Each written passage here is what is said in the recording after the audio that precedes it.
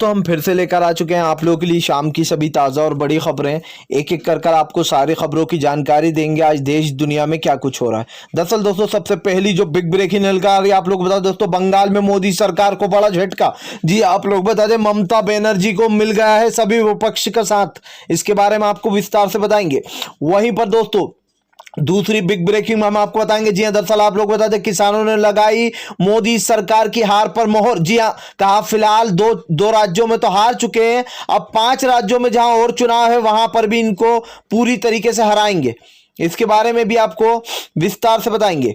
वहीं पर दोस्तों अगली बिग ब्रेकिंग हम आपको बताएंगे। जी हां, दरअसल दोस्तों आप लोग वकीलों ने भी खोला मोदी सरकार के खिलाफ मोर्चा। जी हां, दरअसल आप लोग बता दें दोस्तों, जो बीजेपी का यहां पर बीजेपी का विधायक है, जी हां दिनेश, अब उसके खिलाफ वकीलों ने मोर्चा खोल दिया। दरअसल आप लोग बता दें, ओमकार नरेंद्र सिंह तोमर जो है, जिनकी अभी आपने देखा होगा, जिनको पीड़ित किया गया था, जिन्होंने आत्महत्या कर ली, उनका केस जो है वो अब तुल पकड़ता जा रहा है। जी हां, पश्चिमी यूपी में। इसके बारे में आपको विस्तार से बताएंगे।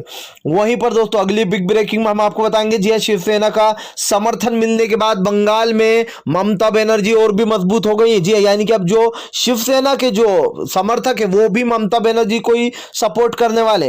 इसके बारे में भी आपको विस्तार से बताएंगे। वहीं पर दोस्तों अगली बिग ब्रेकिंग में हम आपको बताएंगे, राकेश टिकैत की सरकार को खुली चेतावनी। बोले अगर किसान को हटाने की कोशिश की गई तो इसका अंजाम भुगतेगी सरकार। जी हाँ, इसके बारे में भी आपको विस्तार से बताएंगे। वहीं पर दोस्तों अगली बिग ब्रेकिंग में हम आपको बताएंगे, कलेक्टर ऑफिस के बाद किसानों का भयंकर प्रदर्शन। फिलहाल आप लोग बता दें, जो किसानों के ऊपर झूठे मुकदमे दर्ज किए जा रहे हैं उसको लेकर किसानों ने जमकर प्रदर्शन किया। इसके बारे में आपको विस्तार से बताएंगे। वहीं पर अगली बड़ी खबर में हम आपको बताएंगे, अखिलेश यादव बोले 2022 में भाजपा का पूरी तरीके से होगा सफाया। जी हां, ईवीएम को भी हटाएंगे। इसके बारे में भी आपको विस्तार से बताएंगे। वहीं पर दोस्तों अगली बिग ब्रेकिंग में हम आपको बताएंगे। जी हां, दरअसल दोस्तों आप लोग बता दें, कोर्ट ने लगाई मोदी सरकार को फटकार। बोले बाहर देशों में बेचने के लिए कोरोना वैक्सीन है, लेकिन हमारे देश की जनता के लिए नहीं। इसके बारे में भी आपको विस्तार से बताएंगे। वहीं पर दोस्तों अगली बिग ब्रेकिंग में हम आपको बताएंगे। जी हां, दरअसल आप लोग बता दोस्तों, मोदी सरकार को लग रहा है लगातार जी हां एक के बाद एक बड़े झटके। अब बंगाल से हटेंगे मोदी के होर्डिंग। जी हां, दरअसल जो होर्डिंग को लेकर पूरा मामला हुआ था, अब उसको बंगाल चुनाव आयोग ने बड़ा फैसला देते हुए कहा कि फिलहाल हर जगह से हटाए जाए मोदी के होर्डिंग। इसके बारे में भी आपको विस्तार से बताएंगे। वहीं पर दोस्तों किसानों की खुली चेतावनी। बोले अभी भी वक्त है, अगर नहीं संभली सरकार तो एक एक कर सारे राज्य खो देगी, यानी कि सत्ता से बाहर आ जाएगी। इसके बारे में भी आपको विस्तार से बताएंगे। वहीं पर दोस्तों अगली बिग ब्रेकिंग में हम आपको बताएंगे, किसानों की गर्मी की तैयारियां हुई शुरू। टेंटों की जगह रखे जाना कूलर और एसी। जी हां, यानी कि किसानों ने अपनी पूरी गर्मी की जो तैयारियां हैं वो शुरू कर ली हैं। इसके बारे में भी आपको विस्तार से बताएंगे। तो सारी खबरें एक एक कर देंगे। फिलहाल खैर चलिए बढ़ते हैं सबसे पहली और सबसे बड़ी खबर की ओर। दरअसल दोस्तों आप लोगों को बता दें, किसानों की मोदी सरकार को खुली चेतावनी। जी हां, कहा फिलहाल बंगाल और गुजरात और दिल्ली में तो चुनाव पहले ही हार चुके हैं, अब 5 राज्यों में जहां चुनाव होने वाला है वहां की बारी। जी हां, किसानों ने दोस्तों बड़ा ऐलान करते हुए कहा कि फिलहाल सरकार का अंत करीब आ गया। सरकार ने किसानों से पंगा लेकर दोस्तों मानो अपने ही सर पर पत्थर दे मारा। जी हां दोस्तों, ये पत्थर से कम बात भी नहीं है, क्योंकि किसान इस देश का सबसे शक्तिशाली इंसान माना जाता है, जो कि आपको और हमें अन्न उगाकर खिलाता है। अब ऐसे में किसानों ने कहा 2 राज्य तो हार ही चुकी है, अब 5 राज्यों में और तैयार रहे भाजपा की सरकार। और दोस्तों बंगाल का भी रिजल्ट हमें मालूम ही है, सभी ने लगभग जो यहां पर ममता दीदी को समर्थन किया है। अब सबसे बड़ी बात यह कि किसानों ने कहा कि इन 5 राज्यों में भाजपा हारेगी, और भाजपा हार क्यों रही है, यह हमारे आंदोलन का असर है। और दोस्तों अब की बार गुजरात में भी मोदी सरकार की बहुत बुरी हालत थी। जी गुजरात जो चुनाव हुए थे अभी, उसमें भी भाजपा की बहुत बुरी हालत रही। सबसे बड़ी बात दोस्तों कि यहां पर किसानों ने जो एक तरीके से दावा ठोका, जो अपील की कि हाँ हमारी वजह से ये हर जगह हार रहा है, ये बात कहीं ना कहीं झुटलाई नहीं जा सकती है। क्योंकि जब से किसान आंदोलन शुरू हुआ है तब से भाजपा का ऐसा सुपड़ा साफ हो रहा है कि एक वोट नहीं मिल रहा। सोचिए, दिल्ली में उनकी 1 सीट थी वो भी गवा दी, वो कांग्रेस ले उड़ी, और कहीं ना कहीं जो यहां पर फिर से एक बार आम आदमी पार्टी ने 4 सीटें हासिल की हैं। तो इस तरीके से भाजपा की नींदें उड़ गई और किसानों ने चेतावनी भी दे डाली है। फिलहाल खैर चलिए हम बढ़ते हैं एक और अगली बिग ब्रेकिंग की तरफ। बता दोस्तों, अखिलेश यादव बोले 2022 में होगा इस सरकार का अंत। जी हाँ, दरअसल दोस्तों आप लोग बता दें, कृषि मुद्दे को लेकर अखिलेश यादव ने मोदी सरकार को घेर लिया। कहा जो फिलहाल फ्लाईओवर 2020 में ही 2020 या 19 में ही बन जाना था, वो अभी तक नहीं बना। उसको देखकर हैरानी होती है। आज मोदी सरकार किसानों के साथ बहुत ही बुरा व्यवहार कर रही है। उनके मूंगफली के तेल, सरसों के तेल और यहां तक के उनको अपने गन्ने का पैसा तक नहीं मिल पा रहा है। क्या सरकार देख नहीं पा रही कि किसान कितना ज्यादा परेशान है? सरकार के ये जो सरकार है बीजेपी की, किसानों के ऊपर तानाशाही दिखाने का काम कर रही है। अखिलेश यादव ने कहा कि 2022 में इस सरकार का सफाया हो जाएगा। हम जैसे ही सत्ता में आएंगे, सबसे पहले हम ईवीएम को जो यहाँ पर पूरी तरीके से नष्ट कर देंगे। अखिलेश यादव ने बताया कि वो ईवीएम को पूरी तरीके से खत्म करने वाले और वो ईवीएम को बिल्कुल भी अब बढ़ावा नहीं देंगे, क्योंकि दोस्तों कहीं ना कहीं ईवीएम की जो छेड़खानी की जो बातें आती हैं वो बिल्कुल सच होती है। आप सोचिए दोस्तों, अमेरिका कितना शक्तिशाली देश है। जी अब सबसे बड़ा और सबसे शक्तिशाली देश है, वहां पर भी ईवीएम का यूज नहीं होता है। क्या वो हमसे आगे नहीं है?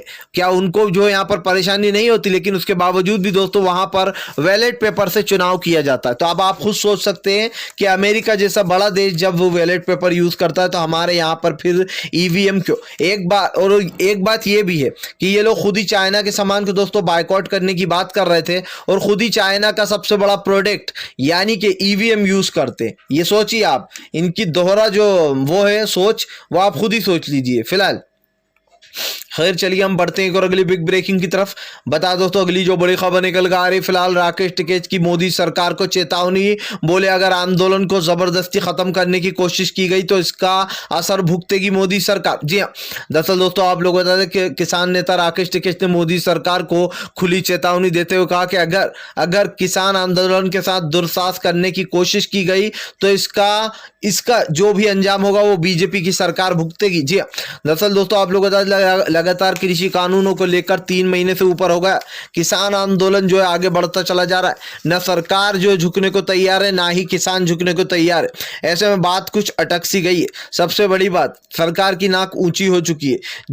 जिन लोगों से वोट मांगा था मोदी सरकार ने, जिन लोगों ने इनको वोट दिया था, उन्हीं लोगों के साथ तानाशाही पर उतर आई है भाजपा की सरकार।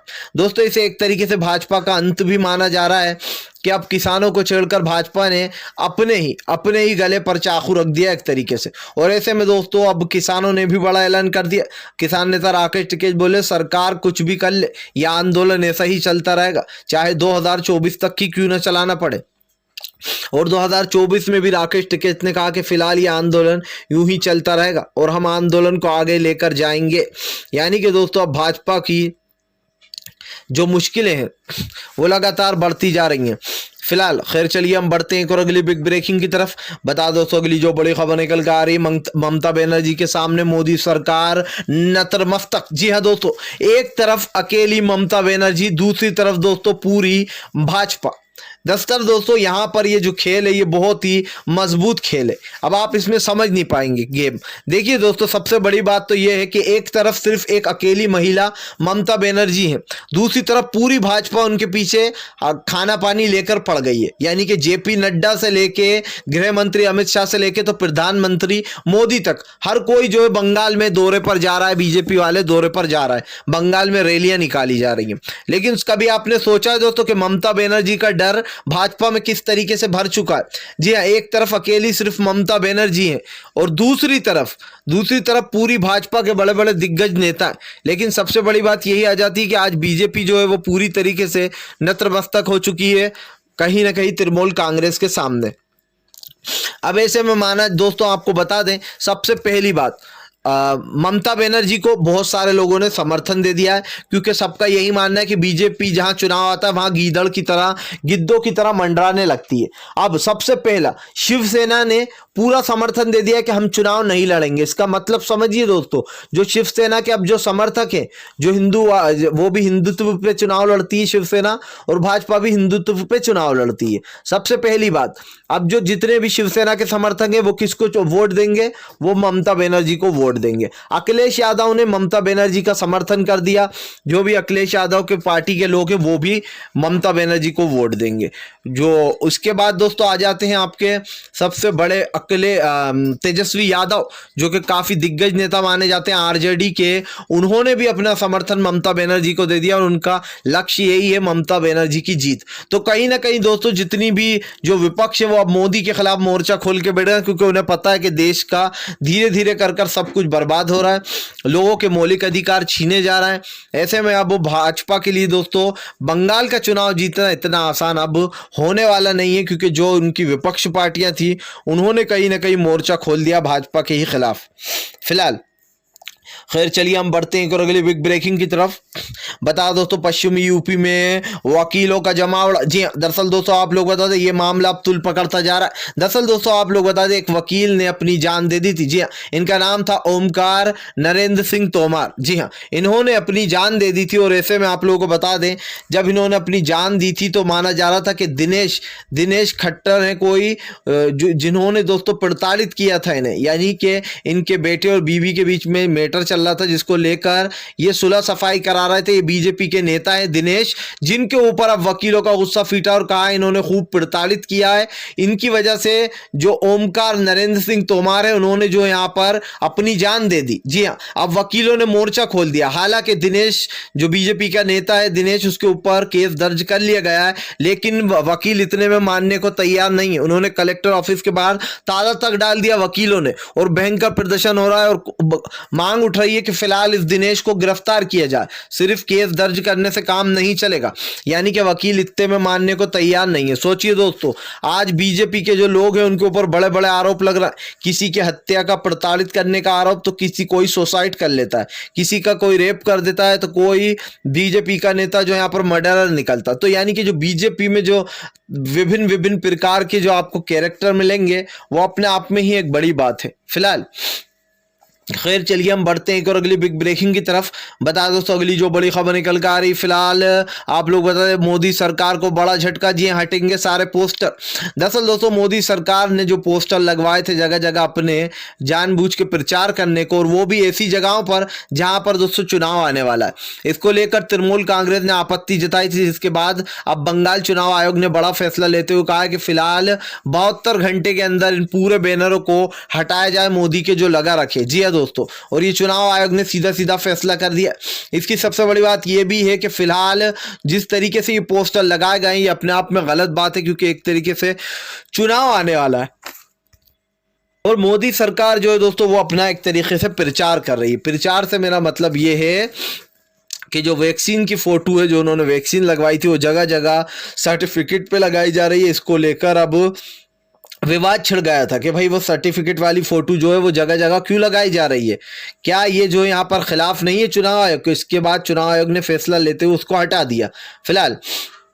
खैर चलिए हम बढ़ते हैं एक और अगली बिग ब्रेकिंग की तरफ।